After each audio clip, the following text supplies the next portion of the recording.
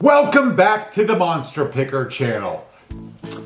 Today, the 1979 horror slasher sleazeball flick, Savage Weekend. Look at this box. I've had this in my collection for a very long time from Paragon Video. Remember that company? Yeah! You have been chosen. You are doomed. Prepare yourself. For this review, I will go over the summary storyline of this film, talk about some of the scenes, the pros and cons, and finish with the overall rating. Is this movie worth your time?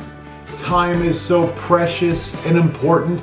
You can't afford to waste any time on bad films. I will let you know. By the end of this video, you will know all those things. You will have the answers. But before we get there, hit that like button and subscribe to my channel. That way I know you appreciate this content. Savage Weekend. It will scare you to death. Makes Texas Chainsaw Massacre look like kid stuff. Do you have the guts to find out who's behind the ghoulish mask? Savage Weekend. The darker and primitive side of human nature. The shocker of the 80s. And that's from Variety. I guess Variety magazine, written by Mel Tobias. So I gotta say, that's a pretty lofty claim. This movie's gonna make Texas Chainsaw Massacre look like kid stuff?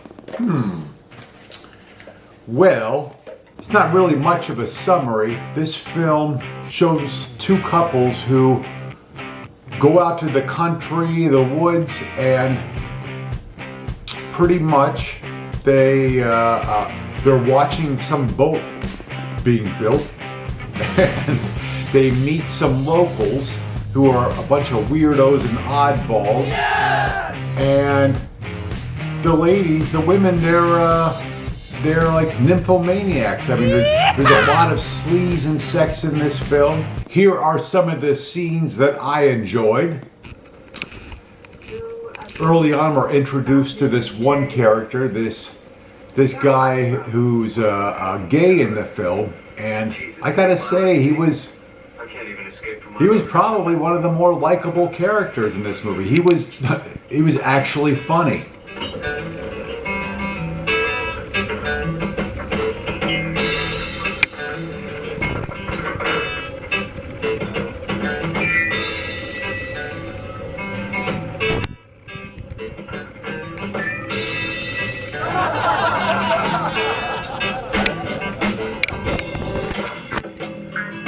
Martini, straight up, with a twist.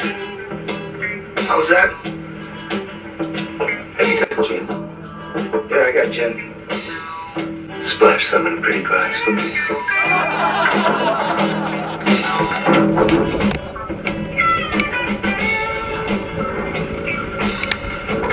You know, he's in this bar, and he's definitely an outsider in this area, and he has this fight scene in this bar.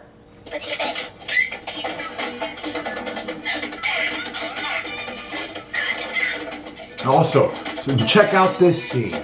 One of the ladies on this boat just dangling herself, making her look delicious in this bikini, and she's talking to this guy, one of these oddball locals.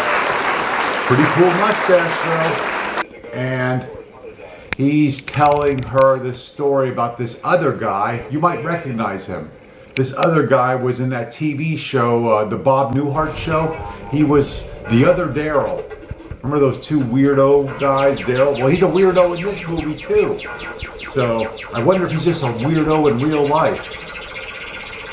Anyways, he's telling him a story, and there's a flashback where the other Daryl is, he kills this guy, and then he grabs the lady that he's with, pulls her into a shed, and kills her. Well, no, wait, he doesn't kill her. He brands her with the letter H, and that's supposed to stand for whore. And there's some other interesting scenes. We got this right here. Check this out. And we got some other sleaze scenes. Look at this. We got this woman, and she's doing like this sexy striptease, but she's doing it in front of the gay guy. But yeah, she still looks pretty. She still looks pretty damn good.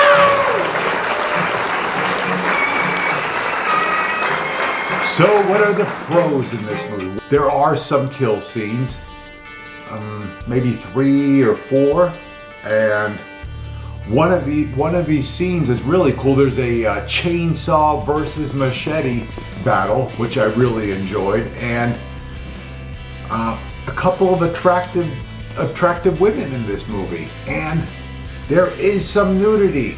They do show off their tops.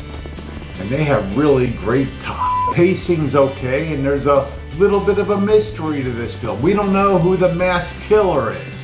What are some of the cons? Well, this ain't no splatterfest. There's not a lot of the red stuff, and it's not very graphic. And there's no gore. Whoever edited this film needs, I hope they never worked again on another movie. The editing is terrible. The audio's horrible, and there are way too many scenes where you can see the boom mic, where the scene's going on and you see the microphone, you know, popping up down right there. It's distracting, and it's like, wow. I mean, they didn't see that? Nobody in this movie is really likable. You're not, you know, the viewer is not really rooting for any of these characters or even caring if they survive. So now we get to the end. Why you are here. Monster Picker. You want to know. Scale of 1 to 5, 5 being the best. What do I give? Savage Weekend. Well, you can tell by all those cons. This movie earned a 1.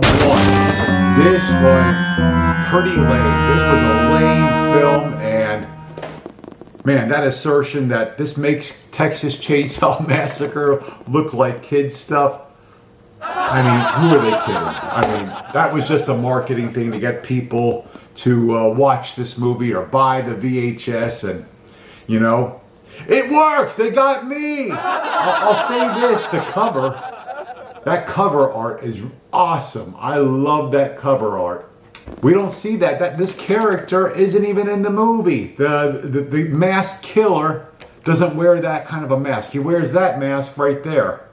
So, yeah, I say to avoid this, but if you want to torture yourself or torture somebody else and sit down and watch this movie, I strongly urge you not to spend any money on this film.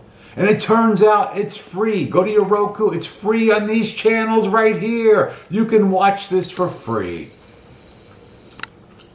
Yeah, this is a cheapo movie. It's like Deliverance meets Halloween. The poor man's version. And yeah, that's it. I can't think of anything else to say. Mina wanted to come over here and say hello and look at the camera.